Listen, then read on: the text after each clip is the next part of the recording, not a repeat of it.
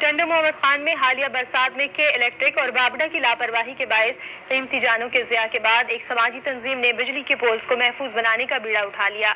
इस हवाले से मजीद जानते आज न्यूज़ के नुमाइंदे मोहम्मद अंसार से। जी अंसार। टंडो मोहम्मद खान में बिजली के पोलों को महफूज बनाने के लिए सिटीजन फोरम की जानिब से मुहिम का बाकायदा इफ्तिताह कर दिया गया है। टंडो मोहम्मद खान में एक फौतगी भी हो चुकी है। आपको पता है, गरीब आदमी को तो पता नहीं कि कहाँ लाइट चल रही है, कहाँ तार गिरी हुई है। ये वाक़ वालों का काम है। बारिशों में कराची में और काफ़ी जगहों पे ऐसे वाक़यात हुए थे जहाँ पे पोल की वजह से बिजली जो है वो ज़ाया हुई। तो उसको मद्देनजर रखते हुए ये बड़ा अच्छा कदम है कि इलेक्ट्रिक की लापरवाही की वजह से कितने जानी नुकसान हुए।